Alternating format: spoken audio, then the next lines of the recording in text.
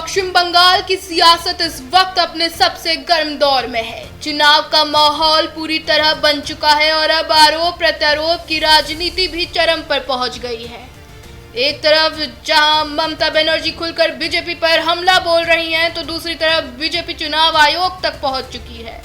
ऐसे में सवाल यही है कि आखिर बंगाल की राजनीति में चल क्या रहा है और यह चुनाव कितना बड़ा मोड़ ले सकता है।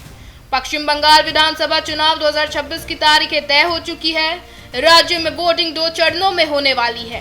23 अप्रैल और 29 अप्रैल को मतदान होगा, जबकि 4 मई को नतीजे सामने आएंगे। जैसे जैसे ये तारीखें करीब आ रही है, वैसे वैसे राजनीतिक दलों की सक्रियता और भी बढ़ती जा रही है। हर दिन रैलियां, रोड शो और जनसभाएं हो रही है, जिससे पूरा माहौल चुनावी रंग में रंग चुका है। इसी बीच बेलदा में हुई एक बड़ी रैली ने पूरे चुनावी माहौल को और ज्यादा गर्मा दिया। इस रैली में ममता बनर्जी ने बीजेपी पर बेहद तीखा हमला बोला। उन्होंने आरोप लगाया कि बीजेपी समाज में जानबूझकर विभाजन पैदा कर रही है और लोगों को आपस में लड़ाकर राजनीतिक फायदा उठाना चाहती हैं। उन्होंने यहां तक कह दिया कि अगर किसी के खिलाफ चार्जशीट बननी चाहिए तो सबसे पहले नरेंद्र मोदी और अमित शाह के खिलाफ बननी चाहिए। उनके इस बयान ने चुनावी बहस को और ज्यादा तीखा बना दिया है। तो वहीं दूसरी तरफ बीजेपी ने भी बड़ा कदम उठाते हुए चुनाव आयोग में शिकायत दर्ज कराई है। पार्टी का आरोप है कि टीएमसी और राज्य सरकार आचार संहिता का उल्लंघन कर रही है। बीजेपी का कहना है कि सरकारी मशीनरी का गलत इस्तेमाल हो रहा है, वोटर्स को प्रभावित करने की कोशिश की जा रही है और प्रशासनिक दबाव बनाया जा रहा है।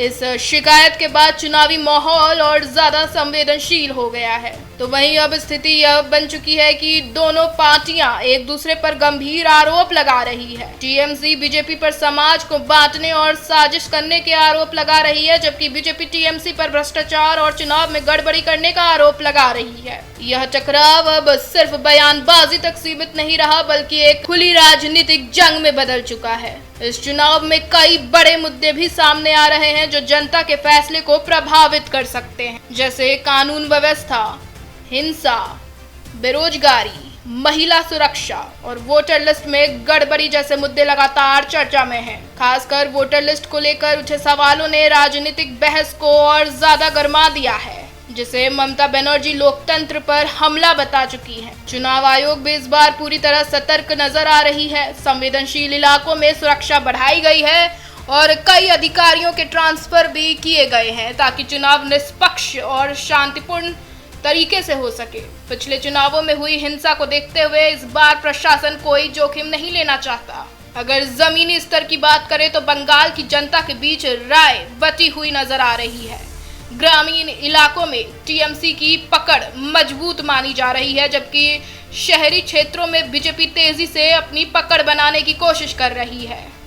इस बार महिला और युवा वोटर्स को गेम चेंजर माना जा रहा है, जो चुनाव के नतीजों को पूरी तरह बदल सकते हैं।